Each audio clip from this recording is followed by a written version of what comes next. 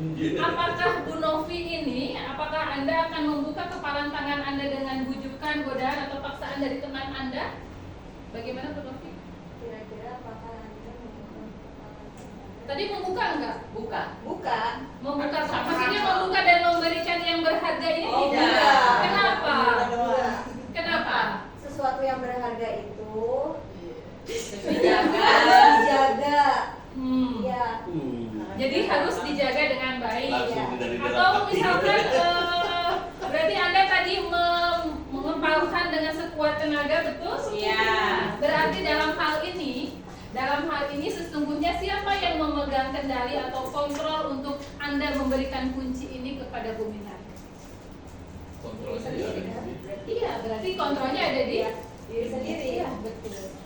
Terus slide-nya ngomong 42 ya. Jangan bicara.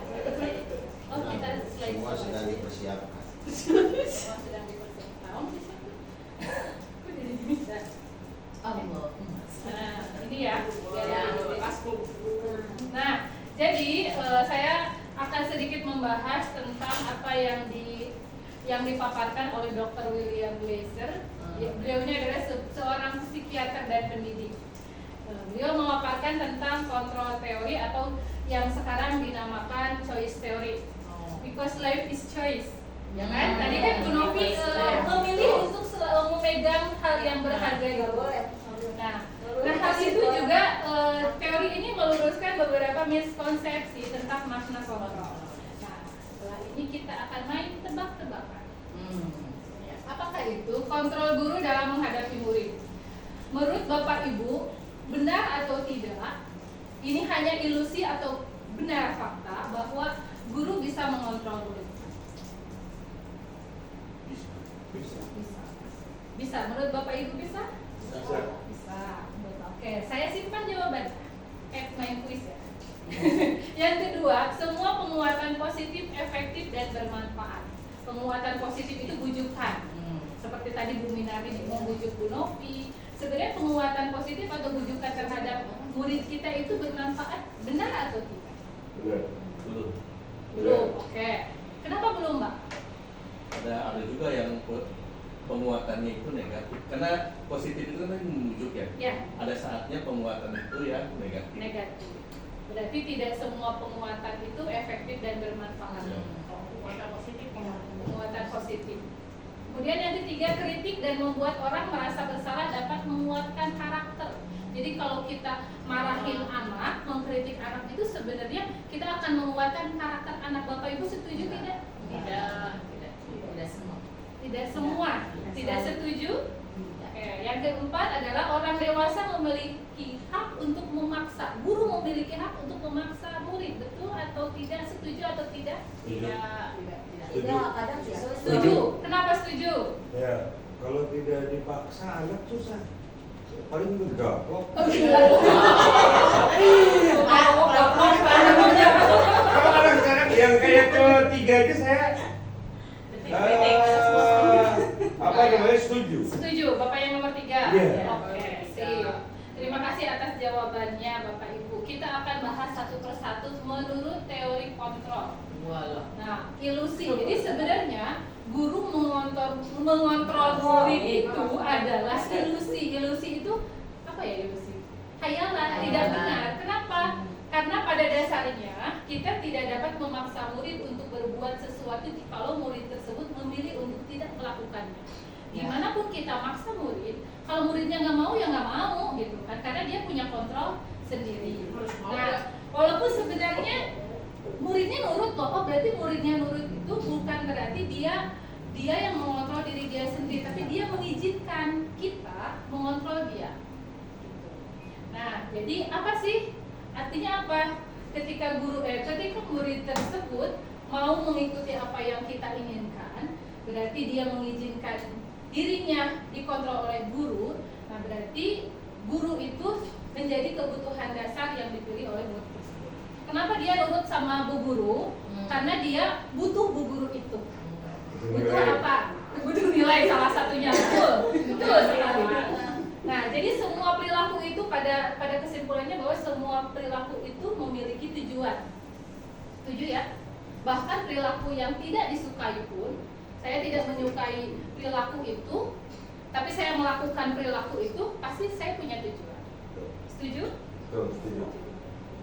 Selanjutnya, bahwa semua penguatan positif itu efektif dan bermanfaat. Ternyata ini adalah salah. Kenapa salah? Karena penguatan positif atau bujukan adalah bentuk-bentuk kontrol. Nah, segala usaha untuk mempengaruhi murid agar mengulangi suatu perilaku tertentu adalah suatu usaha untuk mengontrol murid tersebut. Dalam jangka waktu tertentu, kemungkinan murid tersebut akan menyadarinya dan mencoba untuk menolak bujukan kita, atau bisa jadi murid tersebut menjadi tergantung pada pendapat sang guru untuk berusaha. Jadi kalau kita terbiasa membujuk anak melakukan sesuatu, ketika kita tidak membujuknya, dia tidak akan melakukan itu. Ya, jadi dia melakukan sesuatu karena kita mengontrolnya, bukan karena kontrol yang ada pada dirinya. Kemudian yang ketiga adalah ilusi bahwa kritik dan membuat orang merasa bersalah dapat menguatkan karakter. Jadi ternyata kritik dan rasa bersalah ini justru mengontrol murid untuk menuju pada identitas gagal. Jadi kita mengkritik itu justru bukan meng-up karakternya, tapi mendownkan karakternya. Jadi mereka belajar untuk merasa buruk tentang diri mereka. Jadi di dalam diri mereka itu ada dialog diri yang negatif.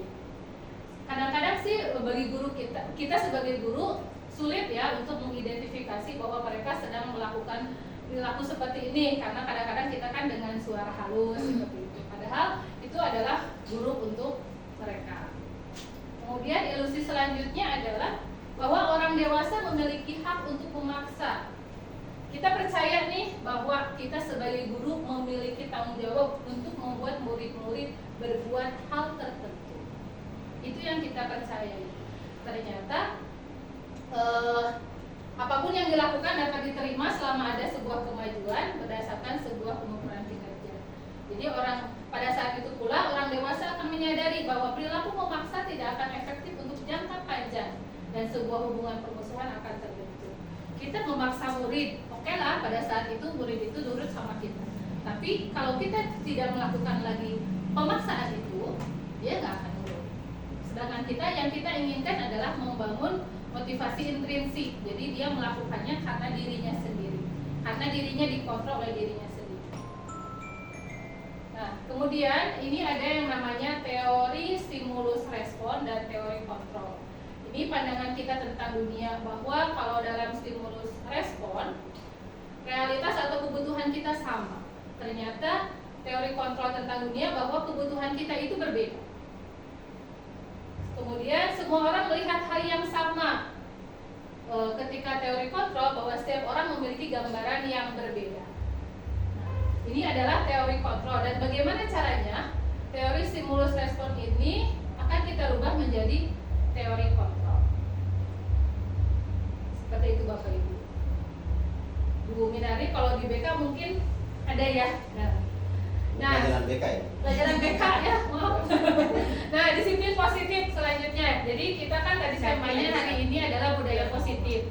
Untuk memiliki budaya positif, kita harus menanamkan yang namanya disiplin positif. Nah, apa sih disiplin itu? Menurut Diana Goshen bahwa dalam bukunya Starting School Discipline, disiplin itu sebenarnya artinya belajar. Kalau kita mikir disiplin itu apa biasanya kalau kebayang disiplin? Pak Opik, kira-kira kalau mikir disiplin? Gas. Aturan. Nah, aturan. Terus ada apa lagi? Hukuman, gitu kan ya, ada konsekuensi, tindakan dan lain sebagainya. Ternyata disiplin menurut katanya sendiri itu adalah belajar. Nah, di pengertian yang lain bahwa disiplin itu juga berasal dari akar kata yang sama dengan murid atau pengikut. Jadi untuk menjadi seorang murid atau pengikut, seseorang harus paham betul alasan mengapa mereka mengikuti suatu aliran atau ajaran tertentu. Sehingga motivasi yang terbangun adalah motivasi intrinsik, bukan ekstrinsik. Jadi seharusnya disiplin yang kita bangun itu disiplin yang membangkitkan motivasi intrinsik.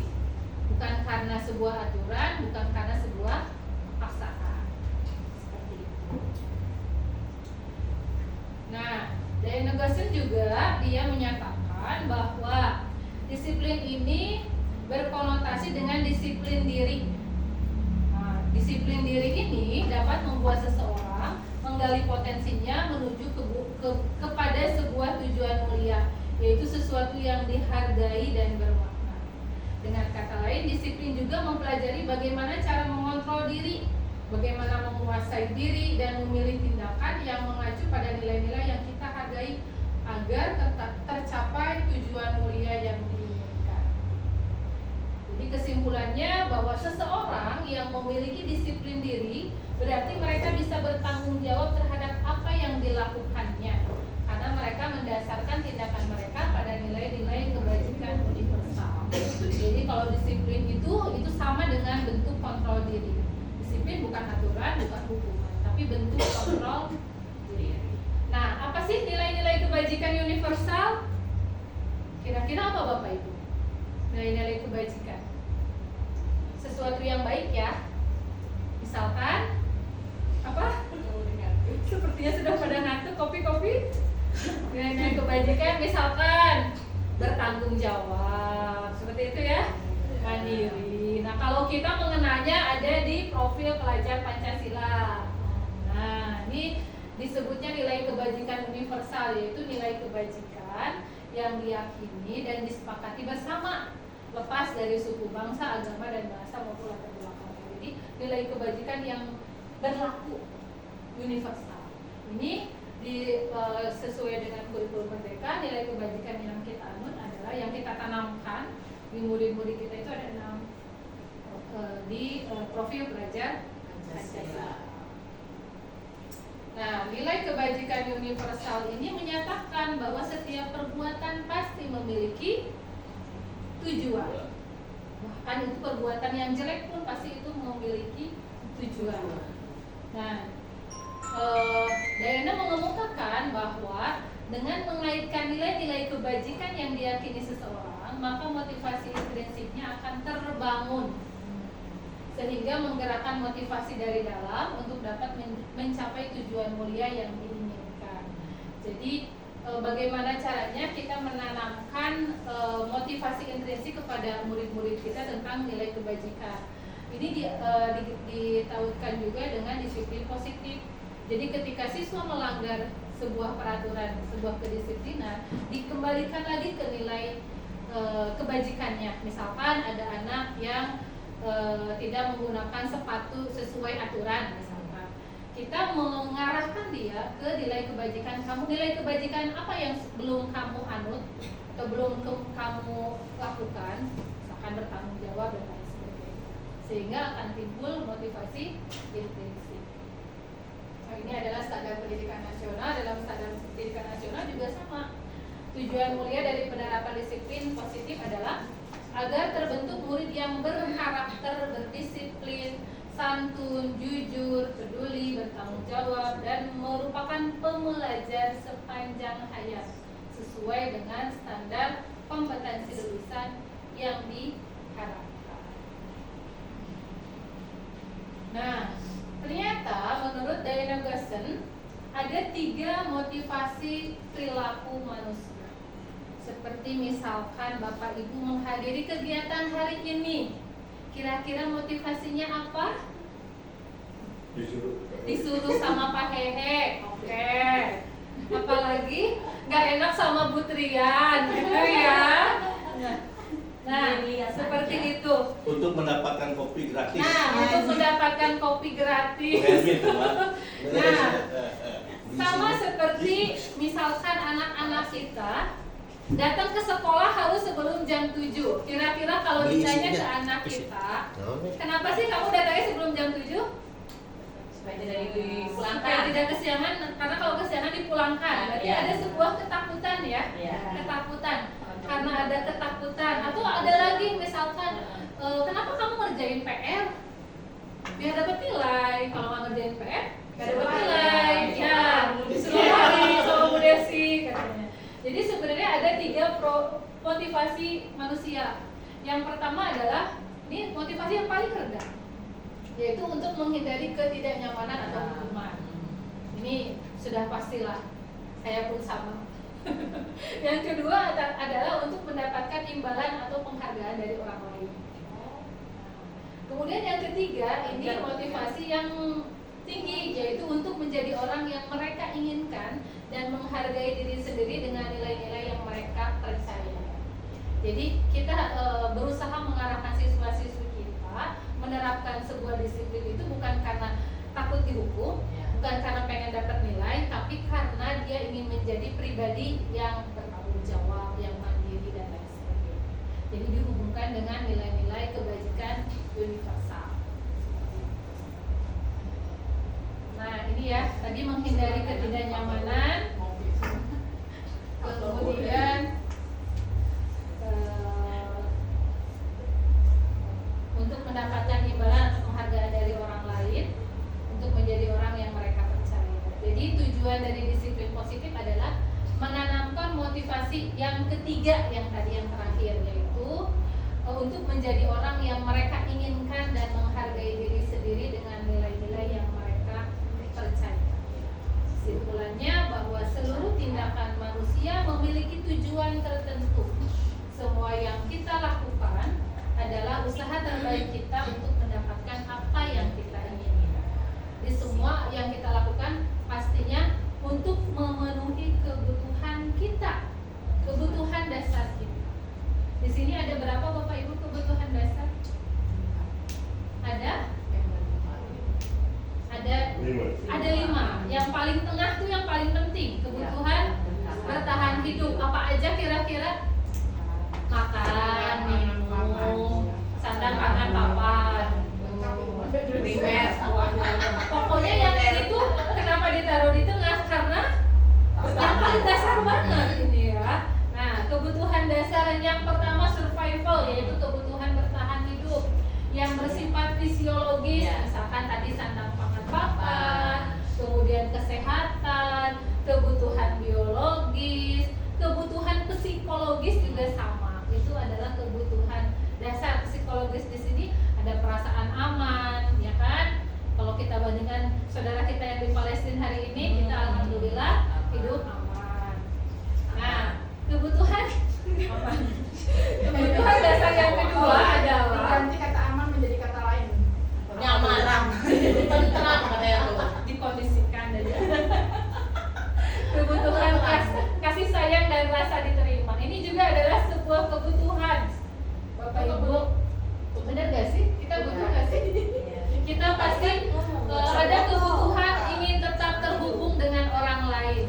Pengen punya teman, keluarga, pasangan hidup, tempat kerja, binatang peliharaan. Ya, ini adalah kebutuhan dasar yang kedua, kebutuhan rasa sayang dan rasa diterima. Kemudian kebutuhan, nah ini kebutuhan ini bahwa anak-anak kita, anak-anak yang memiliki kebutuhan dasar kasih sayang dan rasa diterima yang tinggi, biasanya ingin disukai dan diterima oleh lingkungannya. Mereka juga akrab dengan orang tuanya. Mereka belajar biasanya karena suka pada gurunya. Ih, suka deh sama Bu Hermi, saya belajar jadi semangat gitu kan ya. Nah, itu berarti anak tersebut butuh kasih sayang dan rasa diterima. Nah, kemudian bagi mereka bahwa teman sebaya itu penting. Kemudian mereka juga biasanya suka bekerja dalam kelompok, jadi tidak mau menyendiri. Ya, itu biasanya anak yang membutuhkan kasih sayang dan rasa diterima. Kemudian penguasaan, ada kebutuhan pengakuan atas kemampuan. Nah, kebutuhan kita butuh kebutuhan ini loh. Ya, kebutuhan ini berhubungan dengan kekuatan untuk mencapai sesuatu, untuk menjadi kompeten, menjadi terampil, diakui atas prestasi dan keterampilan kita, didengarkan dan memiliki rasa harga diri. Nah, kebutuhan ini meliputi keinginan untuk dianggap berharga, bisa membuat perbedaan, bisa membuat pencapaian, kompeten, diakui, dihormati, atau meliputi self esteem atau keinginan untuk meninggalkan pengaruh. Ini juga kebutuhan kita. Hanya mungkin implementasinya yang berbeda-beda. Kemudian kebutuhan ini anak-anak yang memiliki kebutuhan dasar akan penguasaan yang tinggi, biasanya ia selalu ingin menjadi pemimpin. Suka ada nggak Bapak Ibu? Ada ya, pokoknya miknya teh ulah kemana-mana weh gitu. Pak Heru, silahkan masuk. Nah ini berarti anak ini memiliki kebutuhan pengakuan, memiliki kebutuhan akan pengakuan atas kemampuannya. Aku juga bisa loh. Nah biasanya dia selalu ingin menjadi pemimpin dan mereka juga selalu atau suka mengamati sebelum mencoba hal baru dan merasa kecewa bila melakukan kesalahan. Nah mereka juga biasanya rapi, sistematik dan selalu ingin mencapai yang terbaik.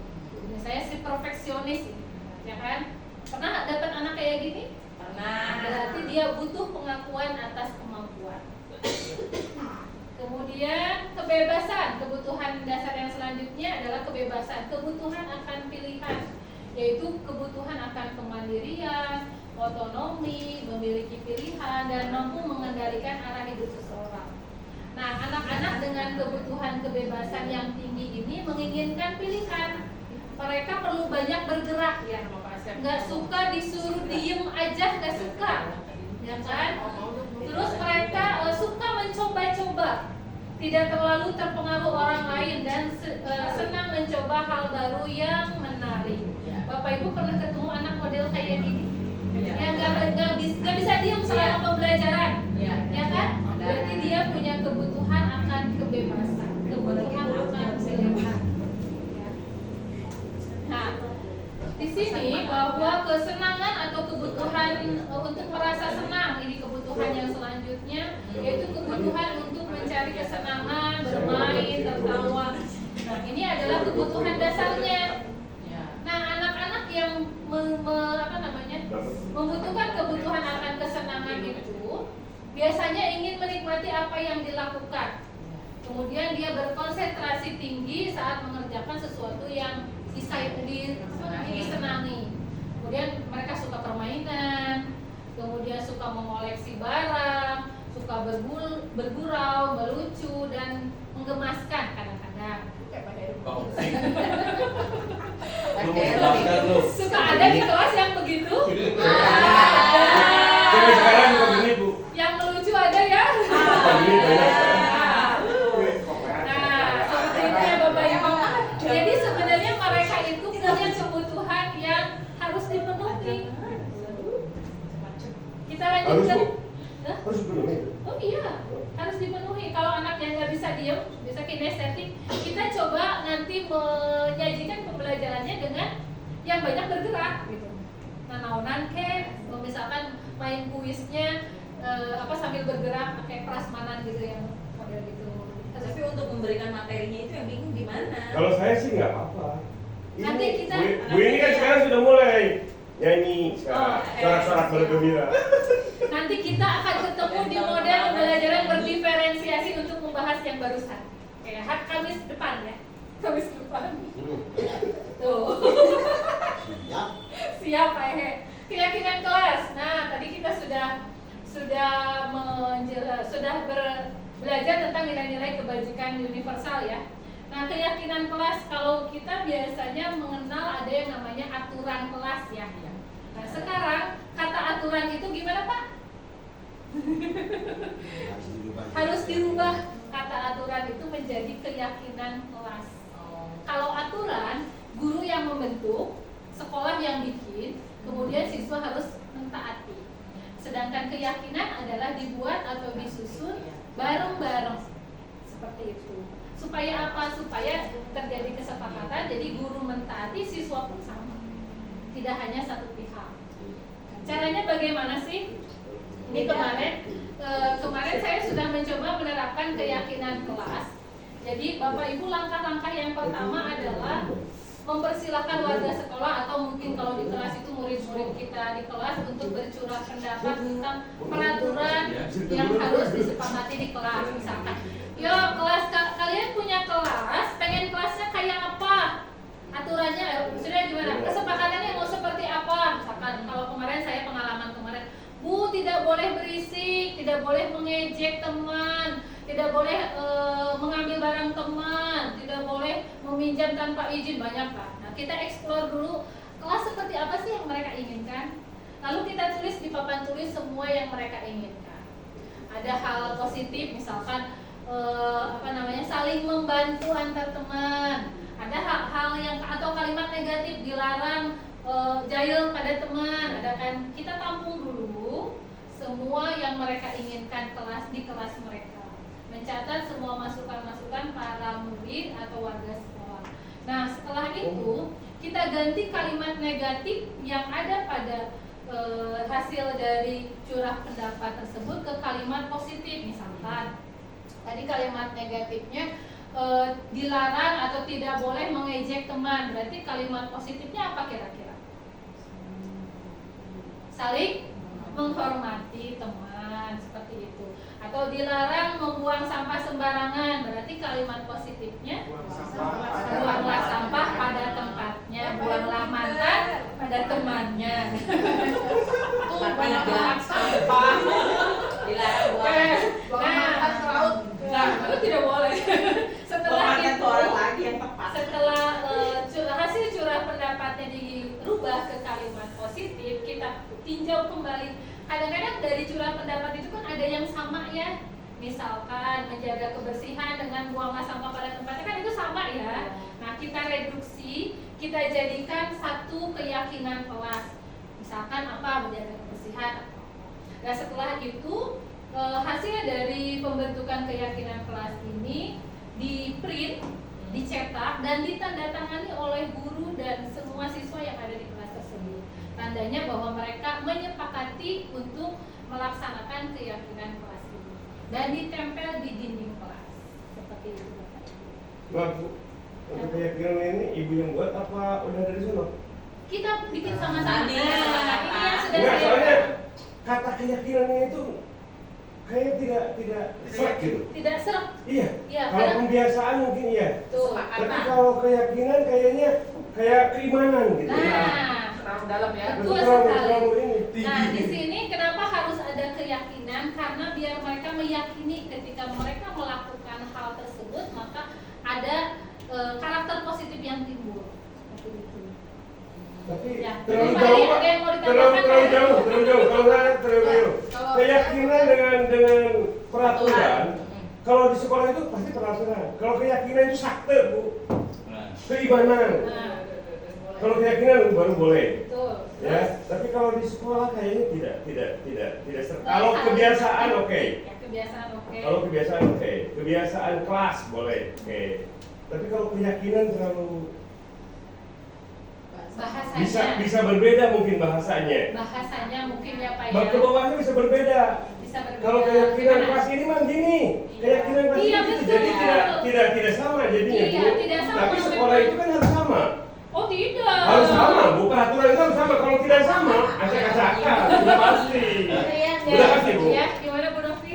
Keyakinan kelas, soalnya saya juga pernah nih tahun ini saya membuat keyakinan kelas, tapi kalau saya mungkin katanya bukan keyakinan ya, tapi kesepakatan kelas.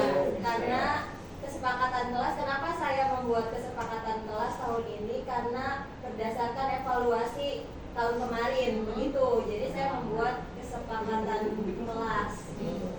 Jadi bisa nggak keyakinan itu sama seperti kesepakatan kelas? Betul. Jadi sebenarnya keyakinan kelas ini lahirnya dari kesepakatan kelas. Hanya nanti kenapa disebut keyakinan? Karena dihubungkan dengan nilai kebajikan universal yang tadi. jadi Pak, kalau saya boleh ini kan adaptasi ya. Ya. Adaptasi dari pendidikan di luar negeri. Betul. Satu. Yang kedua, kita punya pola ketimuran. Ya. Pola ketimuran yang dimana kita itu sebagai orang tua itu punya, bukannya kita yang dibenarkan, tapi kita harus, di kita nih orang tua itu lebih dihormati daripada anak. Satu, ketika kita mengaplikasikan ini kepada anak, ada hal yang lepas begitu. Jadi mereka menganggap kita itu sama dengan mereka. Itu satu nih yang saya dapat sekarang nih. Karena emang ini diterapkannya ketika kebiasaan luar masuk ke kita. Kemudian tadi bicara tentang peraturan, ini tidak akan diterapkan oleh sekolah-sekolah yang misalnya yang menerapkan disiplin tinggi. Atau apakah ini bisa diterapkan di semua sekolah? Enggak tentu juga. Karena kalau sudah sekolah, misalnya sekolah kita sudah terkenal dengan kedisiplinannya yang tinggi, ketika menerapkan ini maka kedisiplinannya akan hilang, akan berubah, karena mereka setiap tahun di situ ada kesepakatan kelas, bisa nggak kita merubah, dan mereka akan berusaha merubah. Misalnya sekarang belum nih ya, rambutnya jangan sampai pendek dong, itu kan yang sederhana, tapi itu menjadi ciri khas dulu ya. Nah, kedisiplinan ini akan hilang lambat laun. Yang paling mudah kita perhatikan anak-anak kita kan, makanya nggak antar kakak kelas dengan adik kelas beda dengan dulu kan, kakak kelas dengan adik kelas, kemudian dengan kita pun akan berbeda. Jadi kalau saya sih nggak setuju dengan hal seperti ini, itu dalam artian tapi kita sudah punya peraturan sendiri yang harus diikuti. Ini siswa yang masuk ke sekolah ini harus begini. Apakah ada kesepakatan kelasnya itu hanya misalnya ketika saya ngajar harus begini. Tapi ada peraturan khusus yang sudah di sekolah itu yang tidak bisa dalam artian tidak bisa diganggu-gugat lagi. Nah, kedisiplinan itu yang kalau misalnya kita dengan seperti ini, itu akan, kenapa kontrol nggak boleh? Tadi saya dari awal maksudnya ada kontrol positif, ada kontrol negatif. Itu kan dari satu teori ya. Kalau dulu itu kita belajar itu dasar-dasar pendidikan. Ada kontrol terhadap siswa. Karena yang namanya guru itu menjadi pusat pengontrol dari kegiatan di kelas. Nggak bisa kita bersepakat bersama. Misalnya begini, si siswa kan bolak-balik gitu, udah lagi nerangin. Karena ada dua aspek yang akan kita pelajari. Satu, masalah pendidikannya. Kedua, konten materi. Bu Eva tadi, di kimia kumaha. Atau bahasa Indonesia gimana? Kalau kita tersibukkan dengan yang seperti ini, apa kita mengejar materi? Silakan. Saya pernah mencoba bersih seperti ini, tapi akhirnya di tengah perjalanan pun kesepakatan yang sudah disepakati bersama itu hilang sedikit demi sedikit. Nah, jadi sebetulnya kita sebagai guru boleh bersepakat dengan anak, tapi tetap kontrol itu ada di guru. Karena kita bertugasnya dua, satu membina sifat-sifat anak itu, dan kedua itu menyampaikan materi. Nah, hal-hal yang ini sekarang ya, yang saya lihat terlalu banyak ke arah sikap begitu, attitude, yang itu pun menerap dari luar. Nah, itu yang kadang harus kita semacam disaring. Karena kan sekarang kelihatannya ini bagus semua, ini bagus semua, semuanya mau ditutup ke sana. Tidak ada evaluasi. Apakah 2013 jelek? Kurikulum 2013 jelek? Apakah tidak ada yang diadopsi dari sana? Ada sebetulnya. Nah, maksud saya begini, kita jangan terlalu tersibukkan dengan keyakinan kelas. Peraturan sekolah udah ada, tempel aja begini. Nanti kalau nanti ada perubahan-perubahan sedikit, hanya sikap. Kalau saya terlambat 15 menit, nggak boleh masuk ya. Nah, itu paling. Tapi kalau untuk sikap anak, kemudian begitu, itu mah ya sudah ada di peraturan sekolahnya, Bu. Ini dari sana, saya sedikitnya itu aja begitu. Sip, terima kasih Bapak. Ada tambahan dari yang lain? Saya Bu, Boleh. cuma tidak ke materi ini ya Bu ya. Saya agak aneh ya. Tugas calon guru penggerak itu kan menyampaikan materi yang sudah didapat dari kementerian ya, Kurikulum. Iya. Tentang kurikulum. Nah, bisa atau tidak ketika pasti kan ada pro dan kontra ya ketika menyampaikan sebuah materi tentang kurikulum dari kementerian pasti ada pro dan kontra, contohnya tadi tentang keyakinan kelas tersebut. Nah, saya mau tanya, saya agak bingungnya ketika menyampaikan tentang materi itu tugas calon guru penggerak apakah boleh kontra dengan materi yang akan dipaparkan? Maksudnya tidak sesuai, tidak setuju dengan isinya. Iya. Walaupun itu merupakan tugas yang harus diberikan, ya dilaksanakan itu. Gimana lagi? Iya. Oke, tadi terima kasih sama Bapak yang sudah memberikan komentar yang membangun ya Pak Heri ya itu. Nah, kalau di sini peraturan sekolah itu tetap ada, itu sistem yang kita bangunkan ya. Sedangkan keyakinan kelas atau kesepakatan kelas itu akan ujung pangkalnya itu di nilai-nilai kebajikan universal. Jadi kita ingin punya anak itu yang seperti apa sih, gitu kan ya? Kita mau membentuk anak punya karakter budaya positifnya seperti apa sih? Maka dibuatlah seperti ini. Ketika memang misalkan tadi terlambat, anaknya terlambat dikembalikan lagi ke keyakinan kelasnya. Oh, di keyakinan kelas di paling ujung nanti ada sifat yang atau karakter bertanggung jawab. Nah, berarti dibalikan lagi, kamu kemarin di keyakinan kelas ada karakter bertanggung jawab. Apakah kamu sudah bertanggung jawab dengan dirimu sendiri? Belum, Bu, saya masih terlambat, dan lain-lain seperti itu. Kemudian tadi pertanyaan dari Bu Novi, mungkin kalau bertolak belakang tidak ya Bu ya, hanya mungkin belum selaras apa yang kita lakukan di sekolah dengan apa yang diajarkan di guru penggerak ini mungkin belum selaras. Kenapa belum selaras?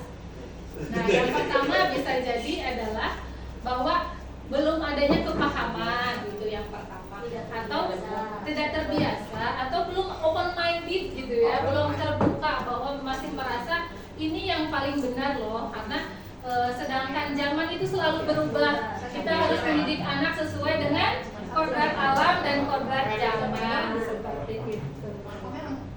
Bagaimana Bapak Ibu, silakan dinikmati gorengannya. Pak Heri lanjut saya atau mau lanjut? Gorengannya Pak habisin. Lanjut sambil makan gorengan. Enggak, saya di rumah Bapak saja. Heri apa? Di rumding ya Pak, di rumding. Dia bertingkat berdiri doang. Iya. Oh, Pak Heri berdiri doang. Sekarang kita masuk ke restitusi ya, bukan?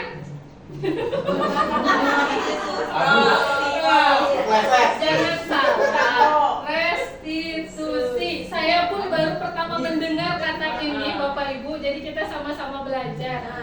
Apa sih restitusi ini? Restitusi itu adalah proses menciptakan kondisi bagi murid untuk memperbaiki kesalahan mereka sehingga mereka bisa kembali pada kelompok mereka dengan karakter yang lebih kuat. Ini pengertian menurut Gosen maupun Gobek. jadi sebuah cara menanamkan disiplin positif pada murid. Tahu restitusi nggak? Restitusi tahu nggak? Ada 5 posisi kontrol, Bapak Ibu, kita nonton dulu ya. Kita nonton dulu ya, guys. Boleh. Nah, sambil ngagayem. Ngagayem. Tahu nggak ngagayem? Ngagayem. Apa Mama? Dia tahu mama biak maksudnya. Mama kata dia Mama. Gaya Mama. Mama biak. Mama biak gaya itu Mama biak. Mama.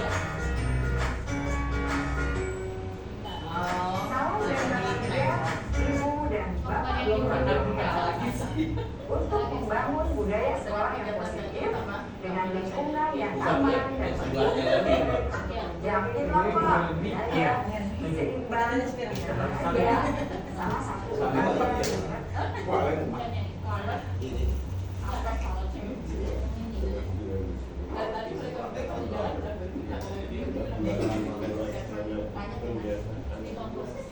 Karena biar itu mewakili nanti setelah udah wakil pasti ada generasi. Karena udah sampai wakil baru inspirasi itu muncul.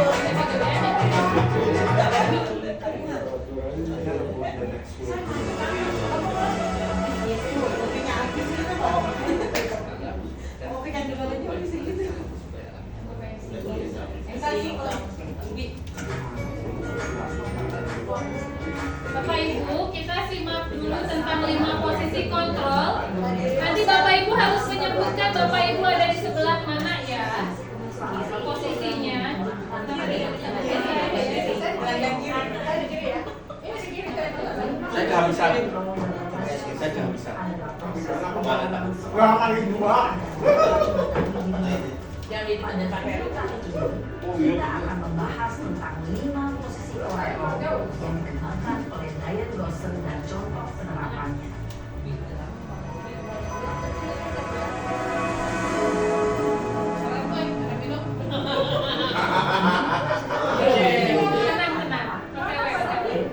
Posisi penghukum. 2. Posisi pembuat merasa bersalah. 3. Posisi teman. 4. Posisi pemantau atau monitor. Dan 5. Posisi manajer.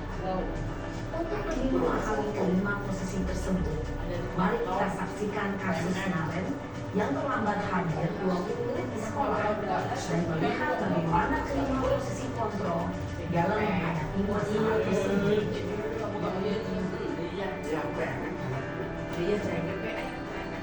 Pelajar makan mama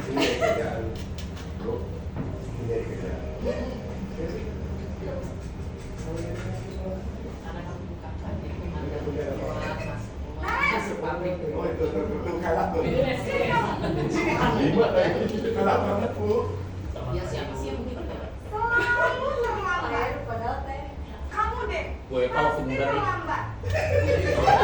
Enggak gitu. Cantik gue. Apa cabi? Nggak cabi. Kamu salah Ya dia. kalau pikir, Oh cabi. Kapan sih kamu tidak terlambat? Sama sekali ya kamu jadi anak. Saya Dasar kamu. Ya kampung-kampung. Iya sih di depan nggak gitu ya? Enggak boleh jadi kalau udah di kelas ya. diajarin kenapa saya harus gue sih belum berbahasa? gantiin saya aja. Kenapa? Kamu melawan ibu. Berani-beraninya jawab. Sudah terlambat, masih berani jawab pula. Sekarang keliling lapangan basket 5 kali sekalian. Biar kamu cepat. Pergi sana ke lapangan basket. Posisi penghukum biasanya berbicara dengan nada tinggi, menghadap, Tutup gerbangnya di luar. Kamu bisa berupa fisik, Bukan semua. ibu dan bapak guru hebat. Dampak yang terjadi pada murid ketika guru berada pada posisi penghukum adalah murid cenderung akan memberontak, bahkan menyimpan dendam.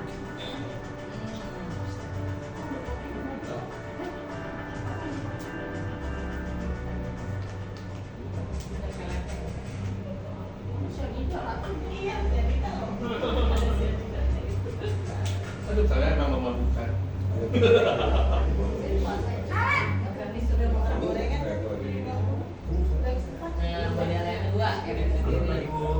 Naren, kamu kenapa terlambat lagi, Nan?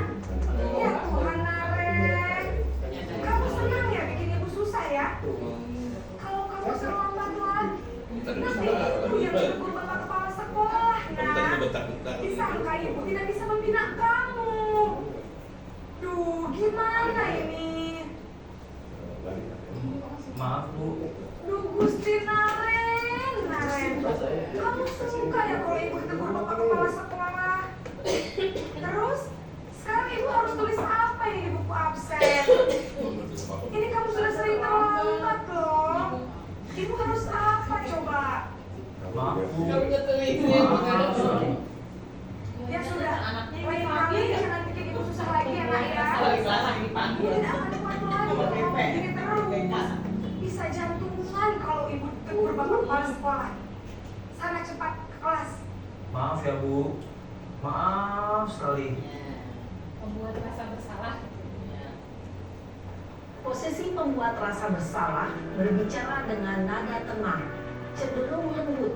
Namun kata-kata yang diutarakan membuat murid merasa menjadi orang yang gagal, memandang buruk dirinya sendiri, merasa tidak berharga, dan tidak sanggup membahagiakan orang lain. Ketika guru mengambil posisi pembuat rasa bersalah, murid akan menganggap dirinya yang bersalah dan ia akan menyimpan emosi negatif tersebut di dalam dirinya.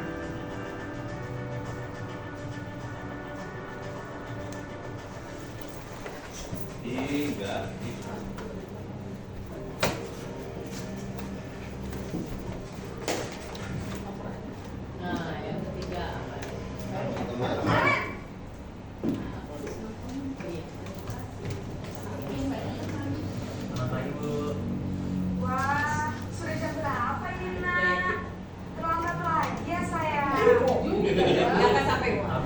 Ya saya kok gitu.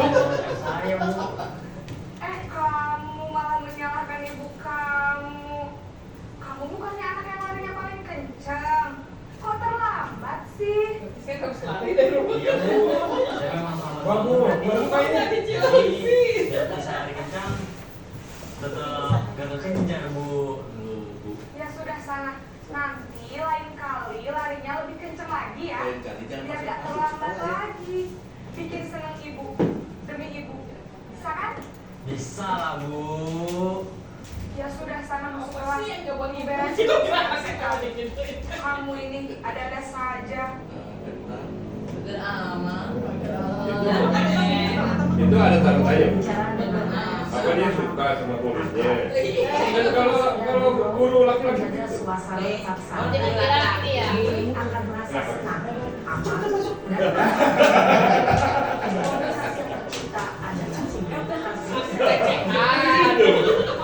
namun perlu diingat karena ini masih darurat eksternal, maka ada faktor ketergantungan dan murid kepada orang tertentu.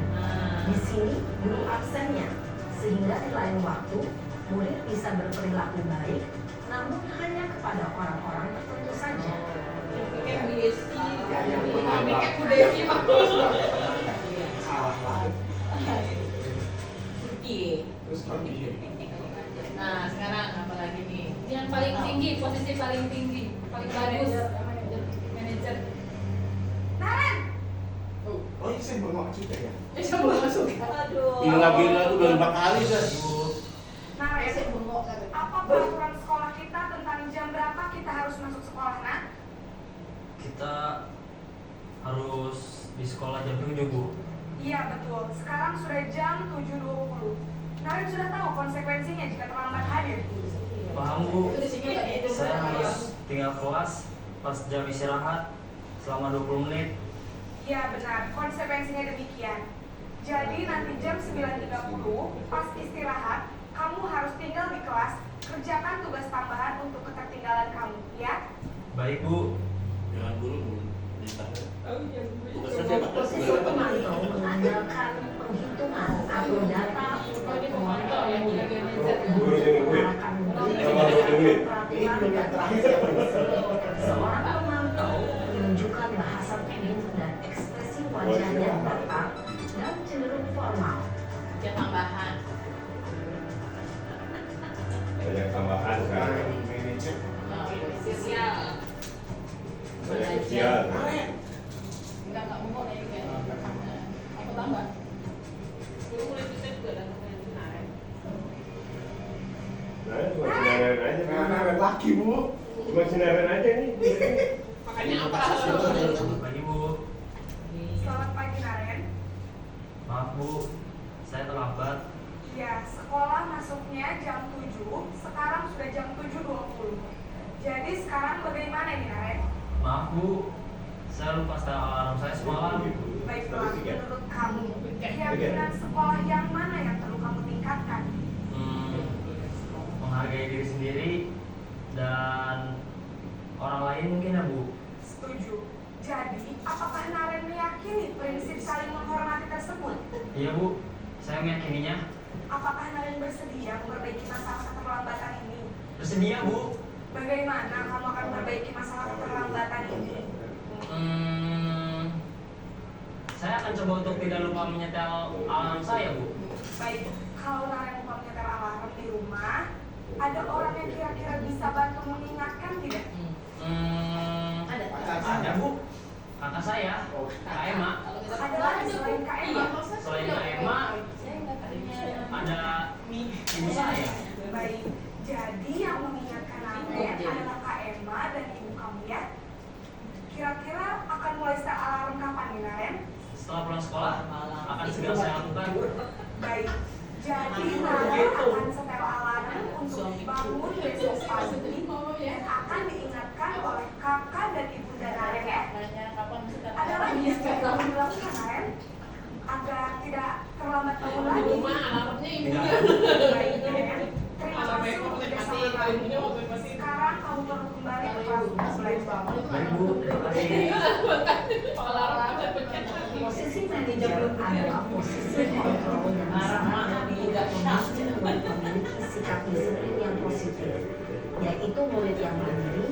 bertanggung jawab, dan dapat memecahkan masalah.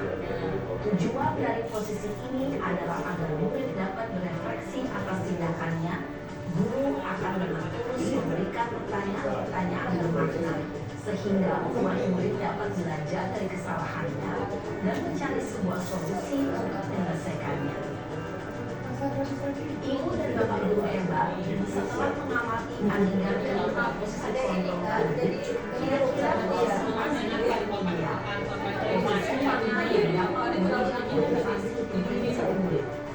Ya, tentu posisi manajer. Posisi ini memang posisi ideal yang ingin dituju setiap pendidik. Pada posisi inilah, guru dapat menerapkan disiplin positif yang berpihak pada murid, yang memerdekakan murid. Perjalanan seorang pendidik tentunya tidak mudah untuk sampai pada posisi seorang manajer. Namun, tujuan kita pasti, yaitu menciptakan murid-murid yang mandiri, merdeka, dan bertanggung jawab. Semoga penggambaran 5 posisi kontrol yang telah diperlihatkan ini dapat menjadi ajang refleksi bagi kita semua agar dapat terus mengasah dan menerapkan disiplin positif yang memerdekakan murid. Mari terus berlatih dan bersemangat. Selamat menerapkan. Salam dan bahagia Ibu dan Bapak Guru hebat.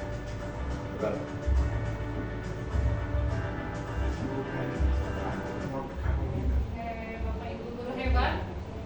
Jadi ada yang mau mengomentari atau di sebelah mana Bapak Ibu posisinya?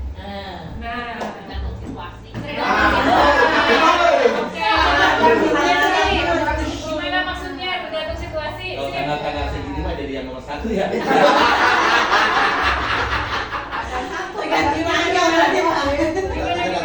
Ada semua itu. Ada 11 ya. Yang paling sering yang mana? Yang paling sering yang mana? Nomor 1. Nomor 1 kayaknya. Nomor 1 betul. Terus 3 paling sering nomor 3. Oke. Tergantung sih Ya belum tergantung ya. Paling sering. Ada siswanya cantik nomor 4. Jadi juga ketika yang Nomor 3 kali Sesuai sesuai dengan keadaan ya? Iya. Sesuai dengan keadaan berarti. Kesimpulan sesuai dengan keadaan. enggak juga Bu. Yang pertama kita kelima banyak. Jadi 3. Lama-lama salah. Iya Pak. Udah kesal gitu ya. Iya Pak. Oke, ya Bapak Ibu memang kita pasti mengalami kelima posisi ini. Pasti Iya. karena ada mungkin yang salah satunya sering mungkin ya. Iya. Tapi posisi idealnya itu adalah di manajer. Kenapa di manajer? Karena di posisi ini kita membangun kemandirian murid untuk mengatasi masalahnya sendiri.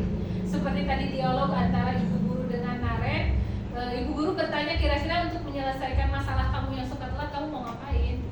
Jadi di sini kita mendidik murid untuk mandiri dan bertanggung jawab. Balik lagi ke budaya positif atau disiplin positif yang ingin kita terapkan. Seperti itu.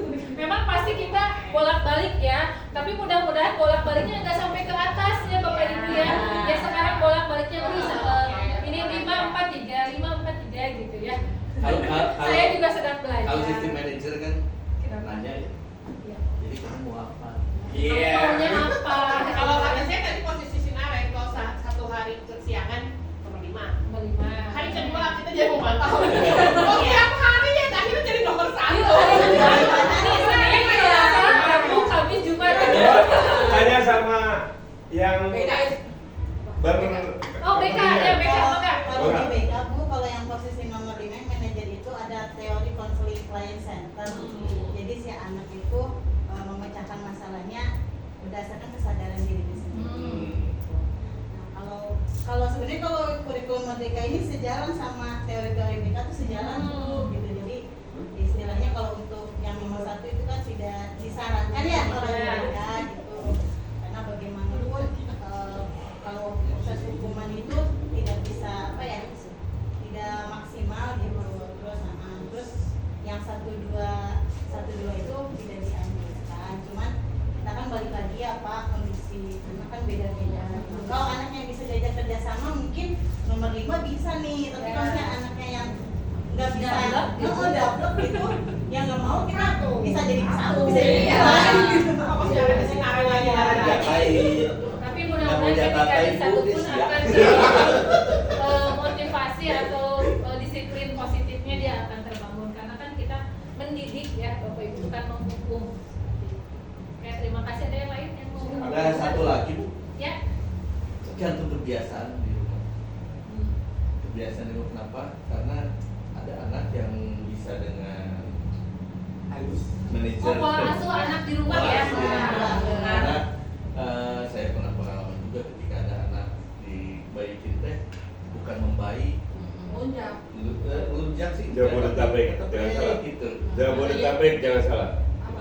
Emang begitu. Oh. Syarat. Dideketin malah ngeyel. Iya. Oh iya. Nah, Diiniin malah ngelunjak. Ya udah dibanding ya.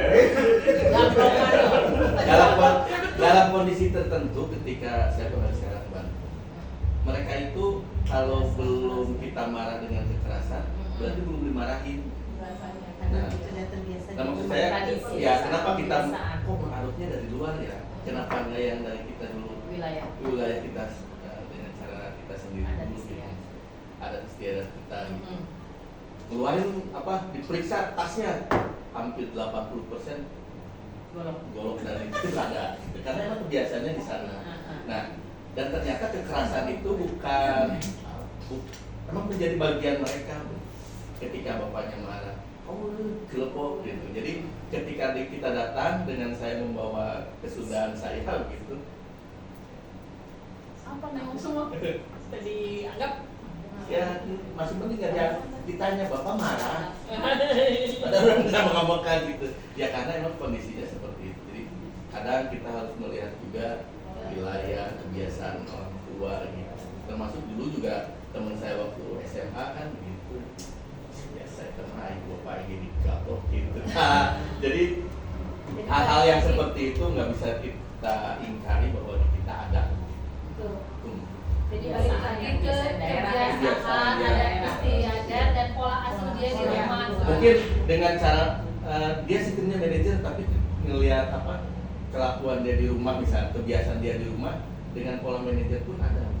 Digaplok tapi saya gimana pokoknya yang penting polanya manajer, Iya. tapi karena kebiasaan dia di rumah seperti itu kita juga menyesuaikan. Jadi tujuannya tetap mendidik, membangun Mendidik, karakter, iya. tapi mungkin caranya, levelnya. Kalau tadi mungkin secara halus, karena ada istiadat dia gerowok Iya. gaplok gitu ya, Iya. yang manajernya dengan gerowok gaplok gitu. Enggak gini Bu. Ya, silakan Bu. Kalau menghukum itu biasanya peraturan. Kalau manajer itu biasanya keyakinan. Kalau saya, saya kalau manajer Agama itu berarti nggak sama. keyakinan. Nggak sama. Oh. Iya, kalau manajer itu keyakinan, meyakinkan. Kalau dia harus Oh, kamu harus baik-baik dengan teman. Itu meyakinkan, harus baik dengan teman. Ya. Tapi kalau peraturan sudah tidak bisa diganggu gugat, Nah, harus dihukum yang salah. Nah, Karena semua, jadi polisi pun hukum yang salah harus hukum. Ya. Lebih jelas. itu sistem ya Pak Ya, ya, kita iya. punya sistem di Ini sekolah. bukan sistem, Gimana? tapi Konsekuensi. apa konsekuensinya seperti itu, bukan sistem Bu. Kalau peraturan itu pasti ada hukuman. Iya. Kalau manajer itu keyakinan, meyakinkan. Karena tujuannya kan Ya, membangun ya Pak. itu. Kalau pasti ada. Kalau peraturan itu harus ada Pasti hukuman. ada. Saya sampai seperti ini dulu zamannya Pak Dono. Pak Dono tulis aturannya di situ, yang gede. Ditulis sama Pak Dono. Baca apa kesalahan kamu di situ. Dibaca sama anak. Apa? Disuruh apa? Disuruh lari. Kalau enggak, masuk poin 5. Kebebek. Kan itu. Telepon, tuh ada anak ke situ, nilainya 5. Udah. Sampai begitu. Itu kan aturan. Harus aturan dilaksanakan kan? Ya, itu ya nggak bisa. Kamu ini salah. Kamu tidak sesuai dengan tidak sesuai. Iya. Maksudnya gini, mungkin ini kan kita ingin mendidik, membangun karakter dengan posisi-posisi ini diusahakan cara kita membuat anak mentaati peraturan juga dengan posisinya di manajer tadi seperti Bu Minardi. Iya, kalau di BP sekarang begitu Bu. Kalau di BP sekarang gitu. Saya juga kemarin waktu di ini begitu. Sesuai dengan Tidak ada alat dan hukuman itu, organ tidak ada hukuman itu. Karena hukuman itu berupa kesiswaan, bukan berupa BP. Ya. Ya. Tuh. Iya, BP. Iya, kalau BP itu hanya Bukan memperbaiki. hukum ya, Bu ya. Iya. Ya, memperbaiki kan? Masalah tata tertib itu kan di bagian Ah, kesehatan. itu. Jadi sekarang itu BP itu tidak lagi mengurusi orang yang loncat pagar. Sekarang itu yang loncat pagar PGDS. Ibu ya? Kalau bukan pagar SPI baru. Makanya saya sering marah-marah ke Pak Karyadi dulu karena saya tidak tahu kalau BP itu sekarang tidak begitu. Kita nonton lagi ya Bapak Ibu. Nah, tadi kan restitusi itu apa? Sekarang langkah-langkahnya seperti apa sih? Ada 3 langkah penerapan tiga restitusi. KS ya.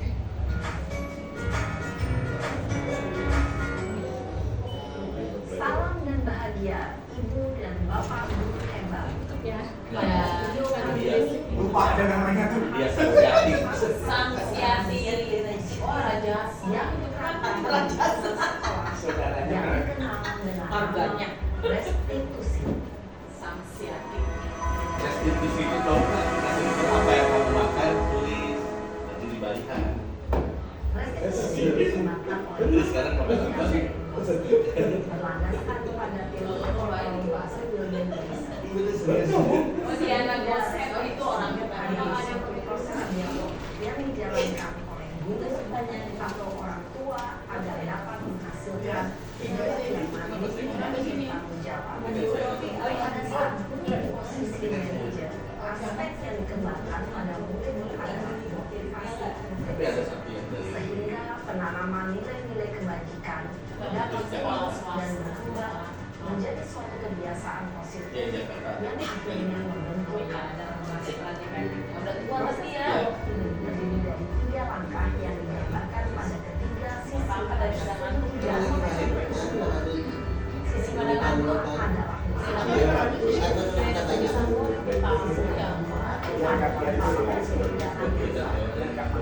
dan sisi yang ketiga adalah dari Bapak Tadi yang ada di sini yang punya siapa berdiri Bu. restitusi.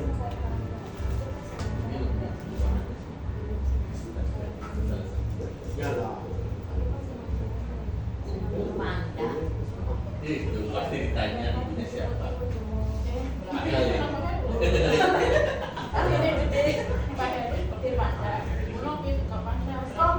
Korelasinya apa? Silogismenya. Ini coba dikatain Eka di depan kelas. Banget. Oh, jadi itu. Ya pasti kamu marah dan kesal.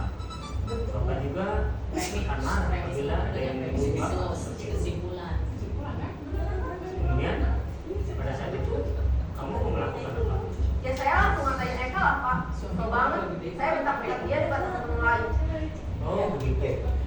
Pasti kamu melakukan seperti itu karena suatu alasan tertentu kan? Iyalah, saya diam saja Pak. Ya saya bela diri lah. Masa saya tidak suka minyak. Ya wajar lah. Mempertahankan harga diri itu sesuatu yang penting buat kamu. Untung kamu tidak bertindak lebih gegabah lagi. Hanya menggentak-gentak. Iya Pak. Untung saya masih bersabar dan hanya membentak saja. Sudah gemes padahal. Saya pasti bela diri lah. Ya pasti ya. Tapi kamu memilih untuk tetap bertahan dan bersabar. Ya, silakan, silakan. Kamu memilih untuk tidak berbuat lebih parah lagi, bukan? Kamu sendiri. Iya. Nah, sekarang coba kita lihat lagi. Tindakan kamu yang mentak-mentak di kelas. Tindakan kamu itu kira-kira sesuai dengan keyakinan kelas atau prinsip kamu tidak? Enggak lah Pak. Capek Pak jadi marah. Jadi keyakinan Sudah itu. Gitu. sesuai dengan keinginan kamu. Silakan. Saya nyari memperter. Situ ada kamera. Mungkin saat itu saya menjadi emosi. Jadi tidak menyimpan sikap itu. Kamu meyakini tidak? Menghargai orang lain itu penting buat kamu. Yakin lah Pak. Iya, setuju. Kita harus saling menghargai. Namun ada juga keyakinan yang menghargai yang tidak dipertanyakan. Saya nggak senang. Apabila kita sedang marah, bukan?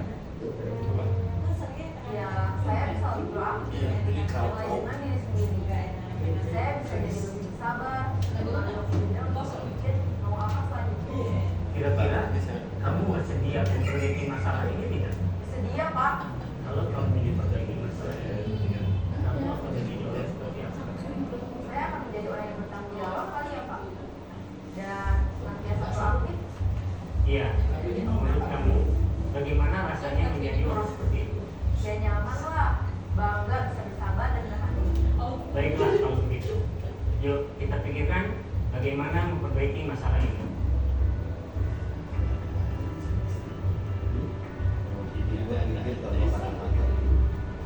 Istimewa Bapak Guru hebat. Baru saja kita menyaksikan contoh bagaimana seorang guru berada dalam posisi manajer menggunakan penerapan segitiga restitusi. Mari kita bahas satu persatu. Pada sisi pertama, menstabilkan identitas berdasarkan pada prinsip bahwa membuat kesalahan adalah bagian dari proses pembelajaran. Sisi pertama dari segitiga ini berperan menggeser identitas murid dari identitas gagal ke identitas sukses. Murid yang sedang bertingkah laku yang tidak pantas atau menarik diri saat itu sedang mengalami identitas gagal. Bila kita tidak masuk maka sosial pada tidak akan berubah. Kita bisa mengajukan kenyataan ini. Satu, membuat kesalahan sesuatu yang wajar. Dua, manusia tidak ada yang sempurna. Tiga, kita bisa memperbaiki masalah ini. Empat, saya tidak menanyakan kesalahan. Saya lebih fokus bagaimana memperbaiki masalah ini. Lima, apakah saat ini kamu sudah menjadi orang yang baik?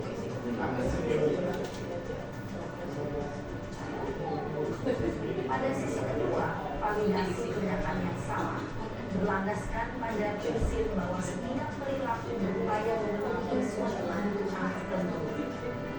Guru yang telah memahami teori kontrol akan bergeser dari pemikiran stimulus respon menjadi proaktif dan mencoba untuk mengenali tujuan dari perilaku murid, mengenali dan mengambil kebutuhan dan dapat memperbaiki melalui proses. Pernyataan atau pertanyaan bisa disampaikan dengan nada suara tidak menghakimi atau menunjukkan sehingga dapat mengembalikan pada posisi positif. Satu, kamu bisa saja bertindak lebih gegabah lagi dari itu. Dua, kamu bukan melakukannya tanpa suatu alasan tertentu. Tiga, kamu melakukannya karena mempertahankan sesuatu yang penting bagimu. Empat, mungkin kamu bisa mempelajari sesuatu perilaku baru yang lebih efektif. Bersediakah kamu mempelajarinya? Selanjutnya, kita akan simak sisi terakhir, yaitu menanyakan keyakinan.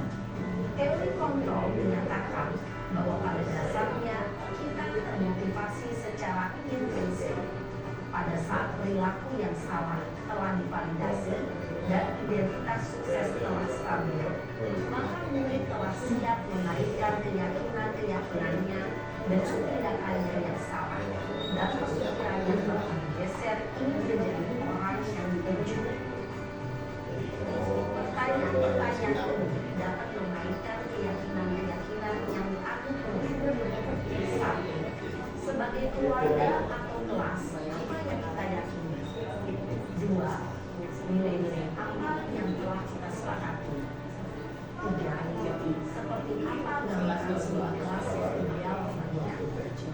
Empat, kamu ingin menjadi orang seperti apa?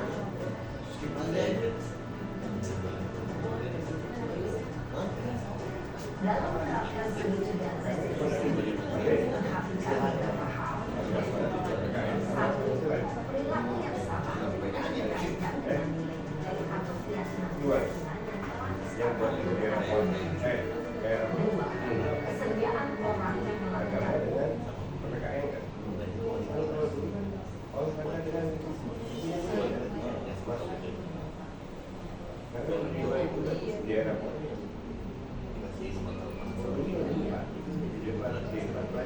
Bapak Ibu, tadi kita sudah menyaksikan video tentang segitiga restitusi ya Bapak Ibu.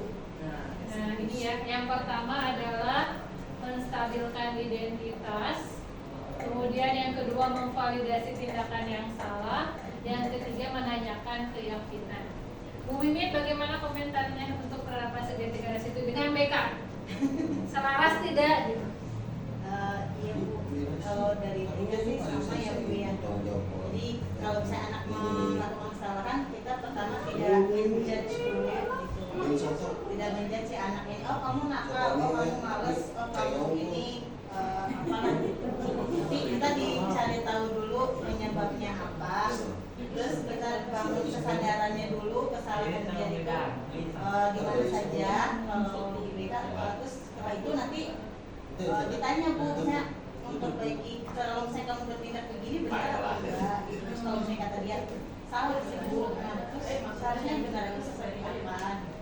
Mungkin ya bagus sih kalau. Jadi sebenarnya ini itu sudah ada di BK ya, diterapkan di BK bahwa untuk memperbaiki kesalahan si anak itu yang pertama kita menstabilkan identitas dulu, tidak langsung menyalahkan. Kita mungkin bisa menggunakan kalimat bahwa setiap orang pasti melakukan kesalahan, bukan kamu saja kok yang salah ya. Terus lanjut ke validasi tindakan yang salah. Nah, di sini kita bisa menggunakan kalimat, adakah cara yang lebih efektif untuk mendapatkan apa yang kamu butuhkan? Karena setiap orang, setiap tindakan orang itu pasti punya tujuan. Tujuannya itu pasti untuk memenuhi kebutuhan yang tadi sudah kita diskusikan. Nah, atau mungkin kalimatnya kamu pasti punya alasan kenapa kamu melakukan itu. Nah, setelah itu baru yang terakhir adalah menanyakan keyakinan. Kamu ingin menjadi orang seperti apa sih? Apakah perilaku kamu yang tadi itu sudah menjadi apa yang kamu inginkan? Seperti itu. Nah, Bapak Ibu, kita ke sesi yang terakhir. Ini adalah penerapan segitiga restitusi. Ada yang kenal? Tapi pasti kenal. Ini pasti kenal Kak Indra. Karena yang saya angkat kemarin adalah kasus dengan Ibu Yesi. Nah, ini pasti udah terkenal ya. Nah, kemudian alhamdulillahnya di sekolah kita juga sudah menerapkan budaya positif, yaitu budaya 5S, senyum, salam, sapa, sopan, santun ya, bukan santuy. Ini contoh penerapannya. Kemudian ini refleksinya, setelah saya menerapkan budaya positif di kelas, banyak hal yang memang saya sendiri belum sempurna menerapkannya, banyak hal yang terlewat atau hal yang memang harusnya dilakukan tidak saya lakukan. Kemudian untuk posisi restitusi pun saya juga masih belajar di posisi manajer. Kadang keseringannya di pemantau atau malah keseringannya di posisi teman. Tapi saya karena telah dapat ilmu ini, saya berusaha untuk mencapai posisi manajer. Dan tentu saja ini harus dilaksanakan secara konsisten.